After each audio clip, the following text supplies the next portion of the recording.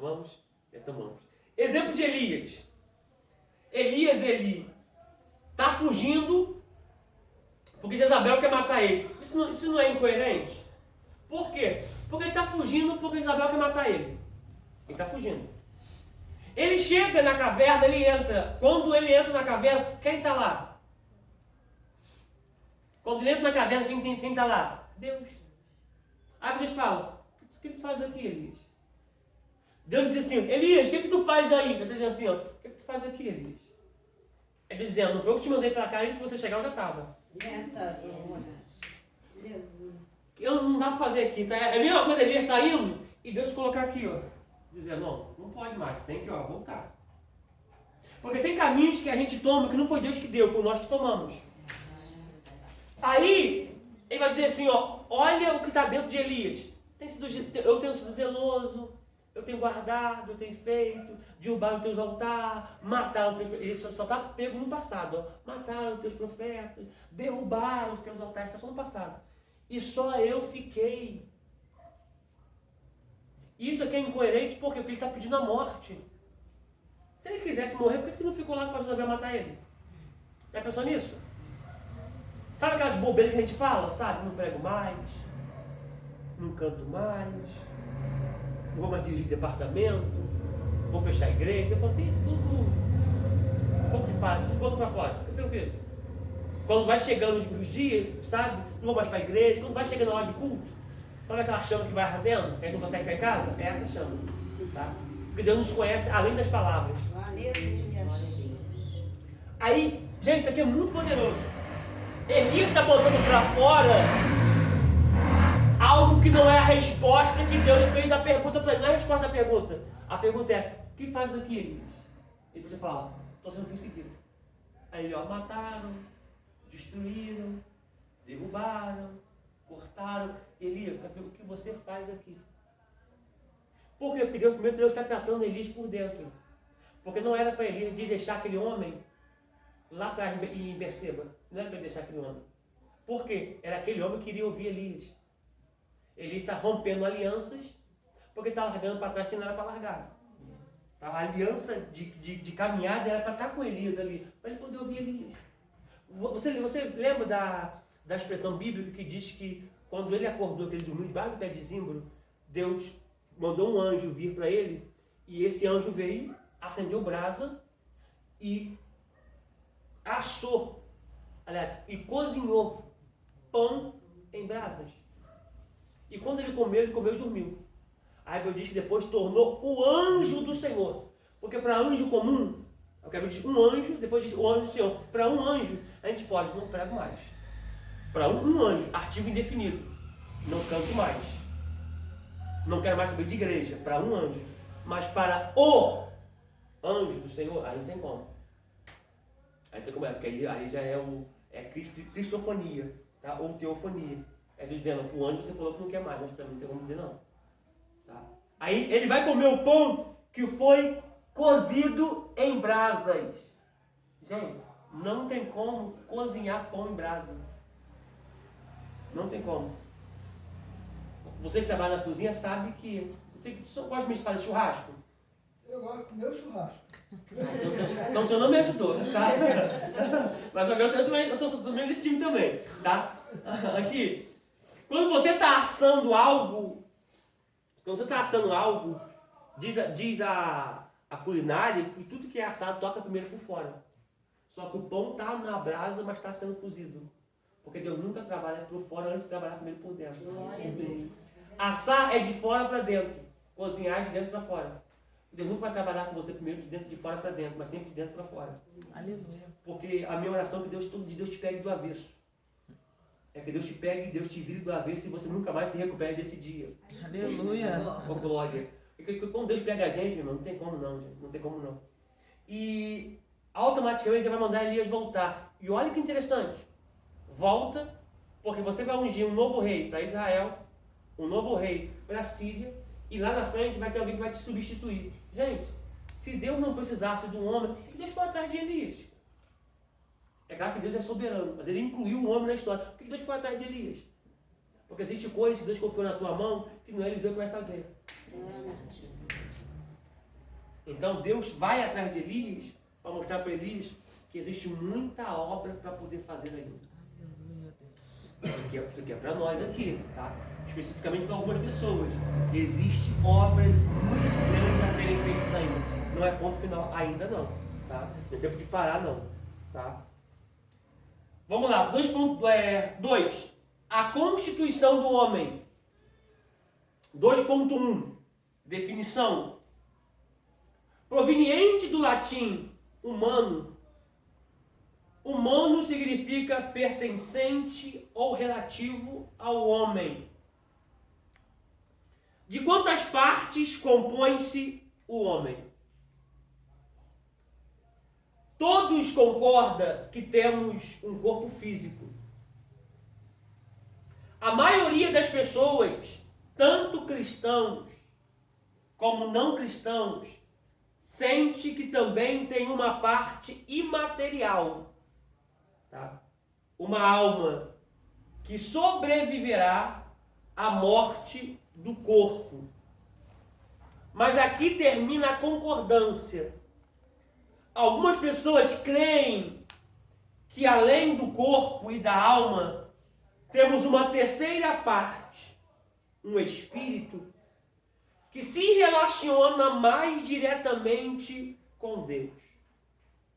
A concepção de que o homem é constituído em 3 partes, corpo, alma e espírito, chama-se tricotomia. Tá? Abra, por favor, as vossas Bíblias em 1 Coríntios.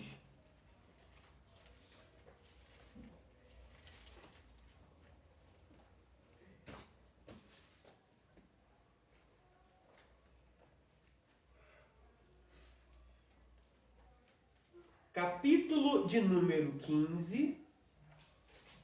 Deixa eu ler essa tradução aqui. Mais próxima do grego. 1 Coríntios, se entrar anúncios de joguinho, vocês não reparam não, tá? Sabe que aqui o aplicativo sempre aparece um joguinho aqui, uns anúncios aqui. 1 Coríntios, capítulo de número 15.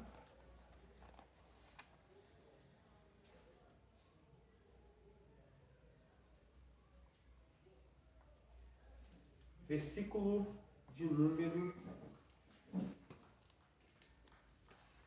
44.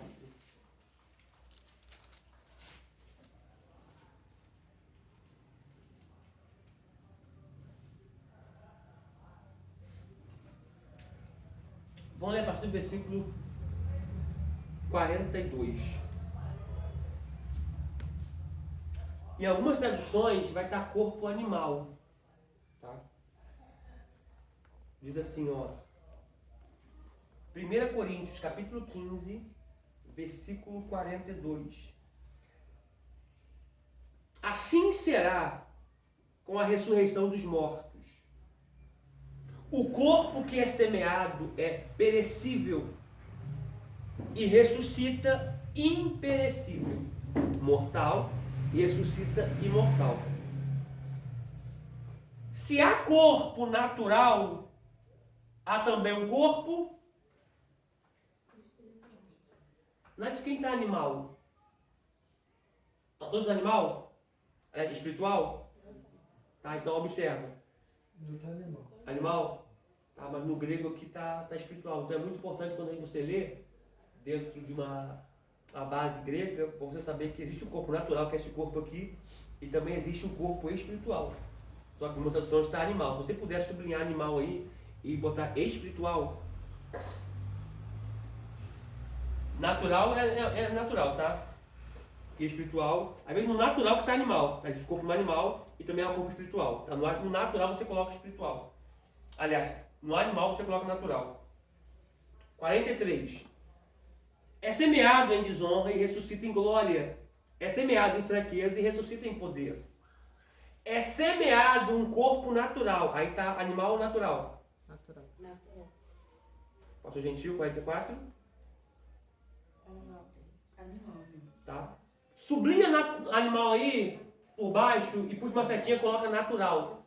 Bota natural bota físico, natural barra físico. É semeado um corpo animal, em algumas traduções, você vai sublinhar a palavra animal, vai puxar uma setinha embaixo e vai colocar natural barra físico.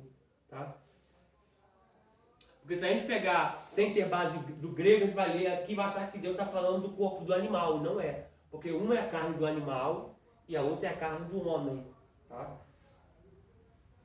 É semeado um corpo natural, conseguiu botar aí? E ressuscita um corpo espiritual. 45. Não, só até aqui mesmo. Aliás, vamos ler 45 e 46. Assim está escrito: o primeiro homem, Adão, tornou-se um ser vivente. O último Adão, espírito vivificante. Não foi o espiritual que veio antes, mas o natural, depois dele o espiritual. O primeiro homem era do pó da terra, o segundo homem dos céus, tá? Aqui está falando do homem espiritual, que é Cristo, que veio depois de Adão para morrer, tá? Humanamente falando, e do corpo natural de Adão.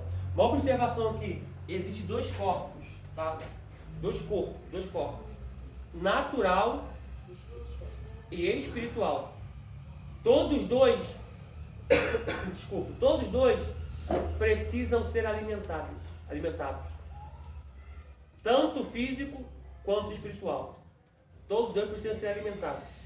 Tem muitas pessoas fracas na fé porque não estão alimentando o corpo espiritual. O corpo espiritual, ele é alimentado com oração. Primeiro, alimentado com a palavra, oração, jejum e louvores. Cuidado com que tipo de música que entra na sua casa. A música atrai o espírito, seja ele maligno ou seja ele de Deus, tá bom? Então cuidado com aquilo que você ouve, cuidado com aquilo que está tocando na televisão da sua casa, tá bom? Então o seu corpo espiritual, assim como o seu corpo físico, precisam ser alimentados diariamente, tá? Diariamente, tá? Vamos terminar essa parte aqui?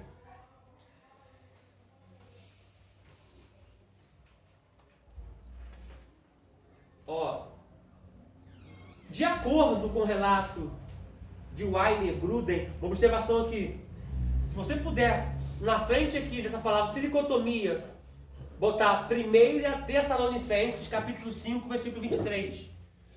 Você vai escrever assim, ó, na frente dessa tricotomia aí. Acharam aí? Você vai botar aqui, ó, na frente, ó, 1 Tessalonicenses,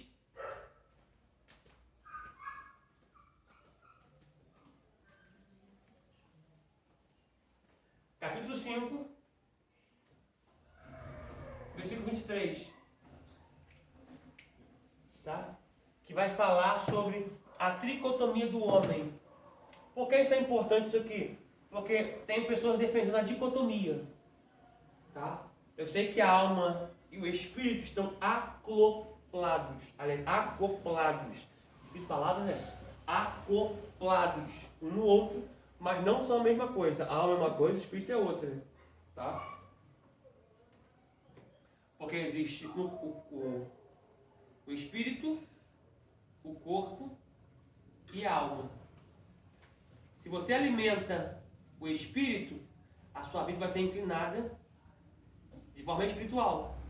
Se você alimentar a sua alma, que nunca quer os prazeres do espírito, nunca quer a vontade do espírito, você vai viver uma vida inclinada ao pecado.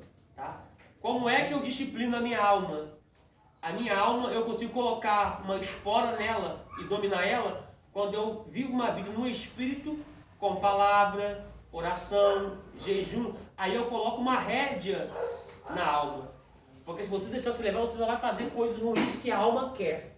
Tá? Então a alma precisa ser domada, precisa ser disciplinada com jejum. Porque o jejum aflige a alma, o jejum castiga a alma. Tá? Biblicamente falando. Tá bom? Por isso dos muitos jejuns. Tá? Para você castigar a sua alma. Ok? Qualquer hora eu só falo sobre jejum para vocês aqui também, tá? Uma hora eu falo sobre jejum também, tá? Porque tem gente jejuando de maneira errada, biblicamente falando, tá? Ó, segundo muitos tricotomistas, a alma do homem abarca o seu intelecto, as suas emoções e a sua vontade.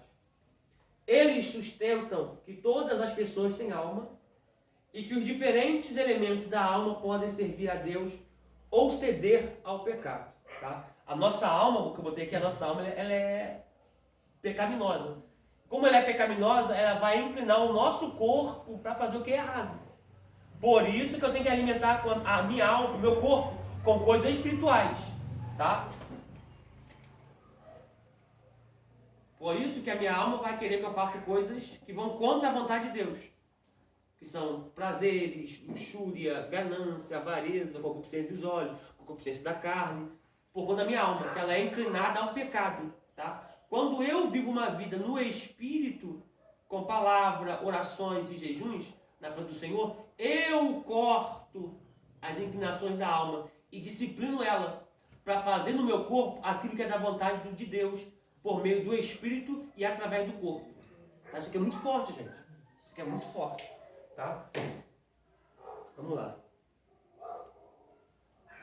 Outros dizem que o Espírito não é parte distinta do homem, mas simplesmente outra palavra que exprime alma, e que ambos os termos são usados indistintamente nas Escrituras para falar da parte imaterial do homem, a parte que sobrevive após a morte do corpo. A ideia de que o homem é composto de duas partes, corpo, alma e espírito, aliás, a ideia de que o homem é composto de duas partes, corpo, né, alma e espírito, que para uns são a mesma coisa, chama-se dicotomia, tá? Foi por isso que eu pedi vocês para colocarem esse texto aqui em frente à tricotomia, tá? Porque é a base bíblica para corpo, alma e espírito, ok? Nós paramos na página 104. Na próxima aula agora termina a apostila. Eu falei que 104, desculpa, 114. 114, tá? No primeiro, segundo, terceiro parágrafo depois da constituição do homem.